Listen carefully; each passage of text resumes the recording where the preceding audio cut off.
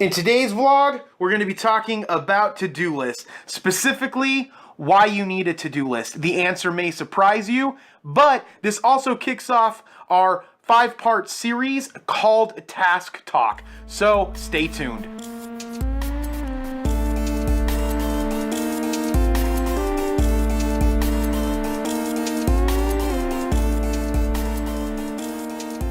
Welcome to Rise Presents Task Talk Part 1, Why You Need a To-Do List in the First Place. As always, my name is Jeremy Quintanilla, and I am teaching you the tips and strategies that I use as I rise in my career, rise in the community, and rise in my life. But before we get started, as always, please hit the subscribe button. There's a link right here, just press on it.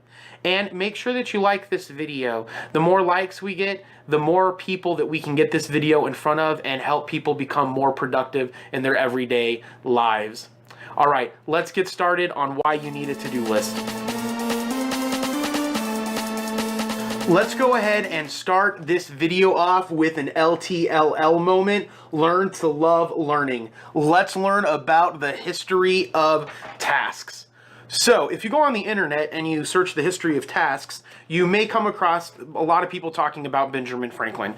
He is traditionally thought of as the godfather of to-do lists, but specifically what he really did was he was great at self-improvement and creating a schedule to focus on self-improvement for him, which did include having a to-do list, because you need a to-do list so you can help schedule your day and what you're going to be doing for that day. But Benjamin Franklin, he was born in around 1705, 1706-ish, and he died probably around 1790. And humans were around long before that. We actually had the first alphabet come around in about 1850 BCE to 1700 BCE, and that's when it was a Semitic-speaking people. They adapted hieroglyphics with the sounds that they used as part of their language. And from there, somewhere around that time, we did have the very first alphabet, which was a Proto-Sinaitic Script, and I apologize if I'm saying that wrong, but that's when the first alphabet probably came around. So it looks like something like this,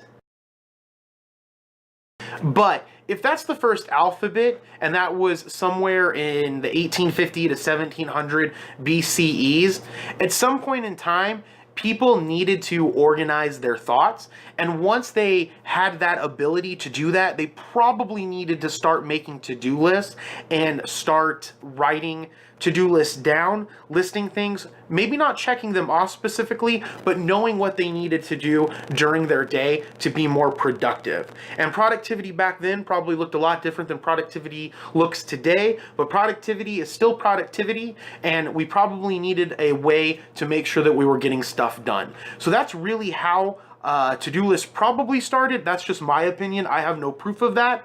But again, Benjamin Franklin, Mr. $100 bill, he is traditionally known as the godfather of to-do lists. These are dead psychologists.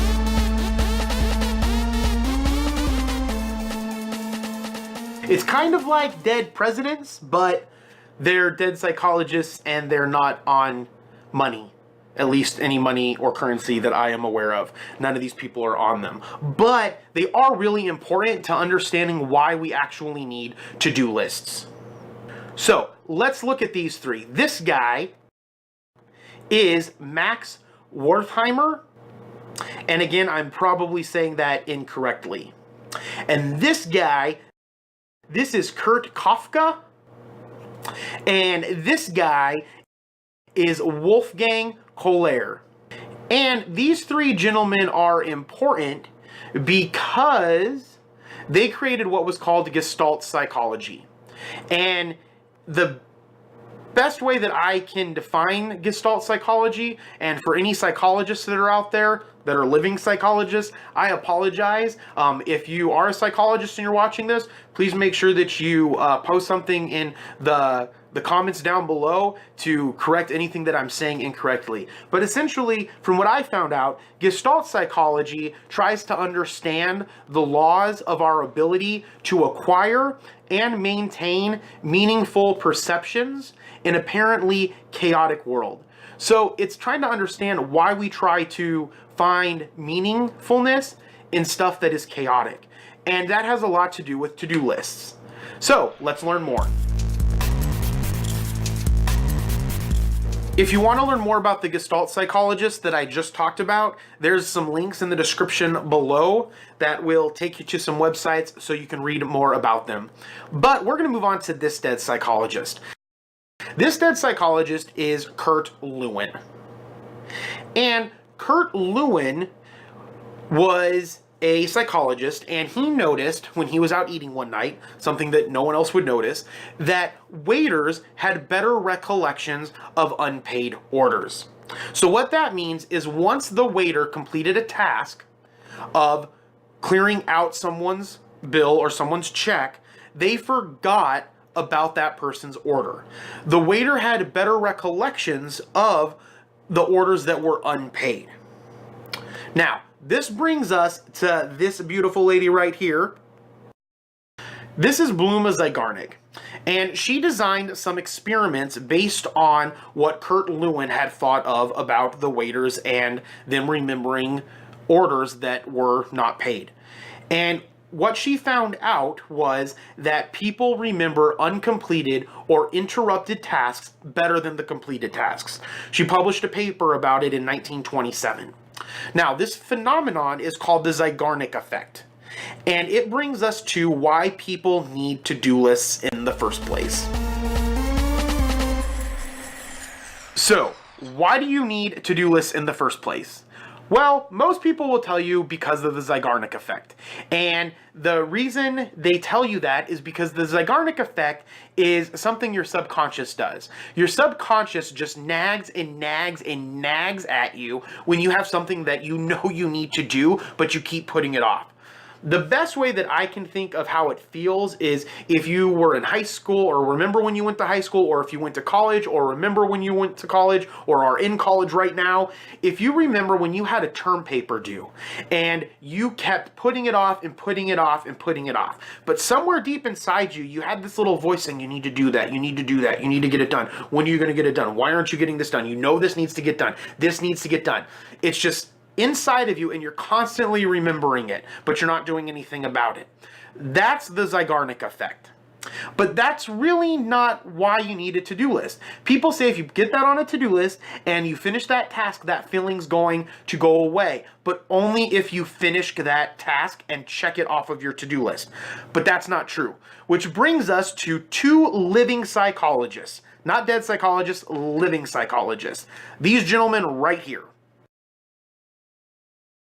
These gentlemen are E.J. Masicampo and R.F. Baumeister. And again, I'm probably saying their names wrong, and I apologize. But these two living psychologists wrote a paper, which I have a PDF link down below, so you can take a look at it if you would like. And they found a way to trick your subconscious. When you have items that you need to do and are incomplete, your subconsciousness, as I just talked about, constantly nags you to get them done. It's just nag, nag, nag, nag, nag. Just like my wife. She's going to beat the crap out of me for saying that. But that feeling, that's called the Zeigarnik Effect. The Zeigarnik Effect is a cognitive effect of unfulfilled goals, which creates anxiety and unneeded stress. But what Masicampo and Baumeister found out was that essentially, if you make a list and you organize it, your subconscious is happy because what the Zeigarnik Effect is really saying is, hey, you have to get this done. We need to figure out a way to organize this and start working on it. It's really saying, make a damn plan. And once you make a damn plan using to-do lists, that's when your Zeigarnik Effect will back off because there's a plan in place. So it doesn't need to nag you anymore. And that's the reason, the number one reason why you need a to-do list. Because it reduces stress. The stress that is caused by the Zeigarnik Effect. The number one reason why you need a to-do list is to reduce stress. It helps get your unfulfilled goals written down on paper and a plan put in place to get them done. That's the number one reason, to reduce stress. The second reason why you need a to-do list is because it will help you prioritize. Having a to-do list, a list that's prioritized, will help you put first things first and get those checked off every single day, and you will have a more fulfilled life. The third reason why you need a to-do list is because it will help you delegate tasks. Sometimes the stuff that comes to you, whether it's at work or home, you may not, or from the community, you don't need to be doing all of that. You can delegate some of those tasks. It's just your responsibility to make sure that it gets done either by you or by someone. I delegate tasks to my wife all of the time, as long as she thinks that she can fit it into her schedule. And that's the third reason why you need a to-do list, because it helps you delegate tasks and keep other people on track for getting stuff done. The fourth reason why you need a to-do list is because it helps motivate you. Well, that is such a great feeling when at the end of the day, you're looking at all of the stuff that you wrote down that you wanted to get done that day and all of it's checked off. That is a great reason why to have a to-do list, because it motivates you. And when you're more motivated, you get more stuff done.